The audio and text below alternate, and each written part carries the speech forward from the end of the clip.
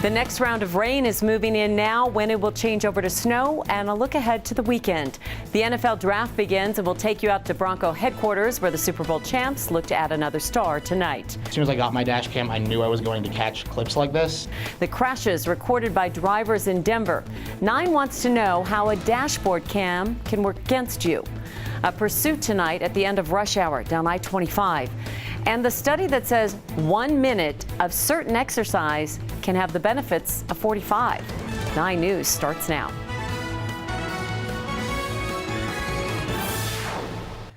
We're seeing a brief break from today's mild rain. The rain, though, will return overnight and eventually turn to snow. It could be a messy commute tomorrow morning. Meteorologist Kathy Sabin says the rain, snow, and chilly temps are going to stick around through the weekend.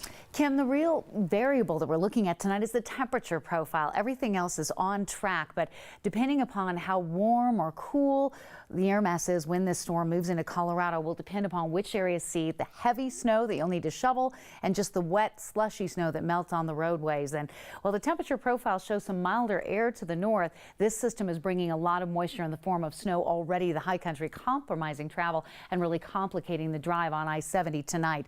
Winter storm warnings out for the foothills above 7,000 feet. Winter weather advisories, though, just south of the metro area. Castle Rock, Parker, these are areas that could see 5, 8, 9 inches of snow. Here in the city, we could see 3 to 6 inches of wet, slushy snow that melts rather quickly. So a lot of moisture feeding in ahead of the main low, which is really not here yet. It's going to move quickly into Colorado tomorrow, eject off toward the northeast, and then create a severe weather scenario off to the east. So right now, dry in Denver, but scattered rain showers will develop after midnight, changing over to all snow probably by about 5 o'clock in the morning. Not a lot of accumulation when you hit the roadways, but just know it will be wet, it will be slushy. You'll need some extra time, and those headed west and south will see some of the heavier bands. The snow shower activity is due to continue all day long, and then it's going to switch back over to rain heading into the weekend. So a lot of melting snow, but certainly some snow that could add up and create some issues for the drive and then beyond that. So tomorrow morning, do plan for temperatures in the mid-30s with a chance of rain and snow showers, and some of those snow showers could be quite heavy. So coming up in our main weather segment, we're going to talk about the time period when the rain switches over to snow, which areas see the heaviest snow when you wake up and look outdoors in the morning. You've got just a cold start to your Friday, but there is some trends now in the models, Kim, that, well, Sunday may actually be a little bit drier. There's another system beyond tonight's that we're tracking for the weekend, and if that one drops a little bit further to the south, we may actually get a little bit of a break on Sunday, whereas we had originally forecast just 4 days of rain and snow and temperatures in the 30s and just, you know, wow. So some improvement out there. And then in the planning forecast, I do have 70s and 80s. Okay, we'll look for that. Yeah. Very much so. Thank you, something, Kathy. Right?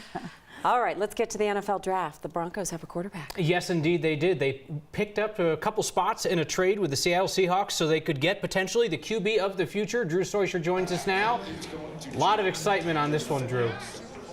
Yep, the Broncos got aggressive, moved up from 31 to 26, and just moments ago selected Memphis quarterback Paxton Lynch, a 6'7", very similar build as Brock Osweiler, quarterback, who they obviously felt wouldn't be around if they stuck around for their 31st pick, which they were scheduled to make at the end of the first round. They make a trade with the Seahawks and pick up Lynch, who has a cannon for an arm, who runs well, but scored very low on the Wonderlic intelligence test, which is what scared some teams off. 9 News sports reporter Rod Mackey joins us now. We knew the Broncos had to do something about the quarterback this weekend. They did it right away. So I guess Colin Kaepernick ain't coming to Colorado. You would think not, but who knows? Hey, you got Sanchez now, you got the veteran there, and you got the guy that you want for the future. This is a guy who's not going to come in and be a starter this year. They said if anyone was going to do that, it'd be Connor Cook from Michigan State. That's not going to happen. So this is a guy that they can kind of groom. He's got a year under his belt, and it's interesting because John Elway, a lot of people saw that move and thought maybe he was going to go defense like he had the previous 5 seasons.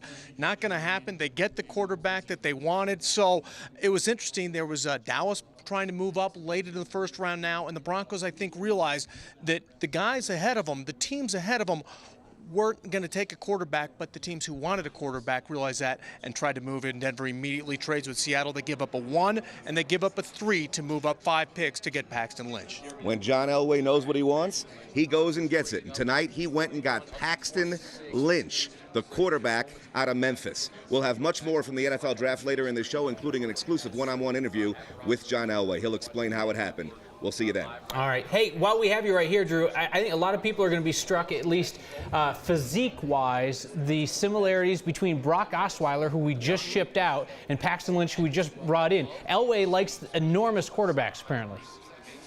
Well, he's going to look like him. We'll see if he plays like him. As you know, Osweiler played well for several weeks when he filled in for Peyton Manning last year, and the Broncos desperately wanted to keep him, offered him an enormous amount of money to stay. He left for the Houston Texans instead. Who knows if Paxton Lynch plays better or worse than Osweiler would have. Let's hope he plays sooner. Osweiler waited and watched for years and years and years. They finally got him to play, and then he went away. So let's hope that isn't the case with Paxton Lynch. Yeah, no Peyton Manning to sit and wait behind this time. No, all right. Definitely not. Drew, Rod, thank you guys. Denver police chased burglary suspects up I-25 tonight from Hamden up to the area around DU. Suspect's vehicle hit several cars along the way. No one was hurt. The chase ended near Evans and South Adams. A police cruiser pinned the car up on the sidewalk. 4 people were taken into custody. It all began with the report of a burglary on South Dayton Court. Police say that the suspects shot at a witness as they fled the scene, hence the chase. That witness wasn't injured. The Planned Parenthood shooter is not competent to stand trial. That's the view of the doctors who evaluated him at the Colorado Mental Health Institute in Pueblo. Today in court, one of the 2 doctors who interviewed Robert Deere testified she had a hard time getting him to answer questions. During the evaluation, he kept circling back to his favorite topics. He called President Obama the Antichrist and said the FBI had been following him for years. Doctors determined that he had a delusional disorder. According to court testimony, the admitted shooter told doctors that he went to college and he is therefore intelligent. The judge in Colorado Springs will rule later on whether he is competent to stand trial. 3 people were killed and 9 injured at the Colorado Springs Planned Parenthood clinic in November. Our new QB, Paxton Lynch, may never take a snap at Sports Authority Field at Mile High. Sports Authority's name may be off the stadium by then. Today, though, state legislators took the first step toward permanently putting Mile High into the stadium's name. A committee approved the measure, which now goes to a full vote in the House. With Sports Authority in bankruptcy and looking for a buyer, 3 things could happen. 1, the name could stay if somebody buys the Sports Authority brand and decides to keep it going. 2, the rights could be transferred to another company. There's also the third option. If Sports Authority misses its payments for the rights and the name comes down, a brand new name could go up in its place. If that is the case, today Governor Hickenlooper weighed in and said he would like it to continue to be a Colorado company. OtterBox, really great, positive brand, Colorado. One of the backpacking company, Osprey. How about Trump at Mile High? Osprey at Mile High. Trump, can you imagine? Trump at Mile High? I'm not sure I'd support that one, at least not until after the election. The Broncos say they have been approached by other companies about the naming rights. We had a poll on 9news.com today. 80% of the fans said, just name it Mile High already. 15% said a sponsor should share the name. Tonight, we're conducting a quick experiment with your help. We want to see what kind of witness you would be. Watch this video of a car crash closely.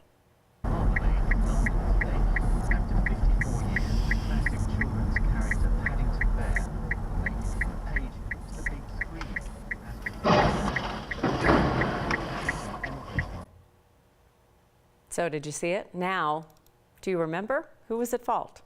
Grab your phone and go to 9news.com/vote now and let us know what you remember. In a couple of minutes, we'll go back to the tape to see how many of you were right and look at an emerging piece of technology that's taking the guesswork out of assigning fault in crashes. Let's partake in a favorite Colorado pastime now and gripe about the weather. Snow's coming once more, and 9 News reporter Steve Stager is letting our neighbors release some early spring tension. This isn't what spring is supposed to look like. It's the end of April, people, and for the second time in a matter of weeks, snow is in the forecast. It's been a long winter. It's enough to tick people off. You should be in shorts and a t-shirt right now. I should be. Really tick them off. I'm very sick of winter. Yeah? Yes. How much so? So much so that I'd like to beat that snowman's head in. Just one black is all I get. Now, I wouldn't be a good journalist if I didn't get the other side. I like snow, I like rain, so any moisture we can get, I'll welcome it. Dan Farney is a snow fan by profession as a wildland firefighter for West Metro. It's giving us some moisture, it's getting rid of some of the winter dryness that we're overcoming. Good for wildfire prevention, bad for morale. Get out of here, winter! But we shouldn't be biased. It's springtime in Colorado, not much you can do about it, so just take it with a grain of salt. Or a swing of the bat. I was supposed to get a good run out this morning, but I didn't want to get sick, so. Yeah, it makes sense. You want to get some exercise, taking some aggression out on winter? Sure, let's do this. Go to town, dude. Again, we love winter. Oh yeah, this is good. Just not right now. Go ahead. Does that Keep happen? going. Come on, spring! So either way, somebody's not going to be happy. Pretty soon, we'll have something else to gripe about. In Denver, Steve Steger, 9 News. Dan Farney from West Metro says in his experience, people complain either way. They either don't like the late season snow or they don't like the burn bans that so often get put into place when we don't get late season rain and snow. So we're just complainers. We are, but it's a conversation starter. Absolutely. You can always talk about the weather. Total stranger, you can just discuss the weather. Draft night in the NFL, we're going to hear from John Elway about the team's new QB. Then Kathy's going to take a whack at winter herself, and her forecast has rain and snow totals. These days, it's not just police using dash cams. More and more drivers are using them to protect themselves. We'll examine the pros and cons. And the student who likely will not have enough boutonnieres for his 37 prom dates.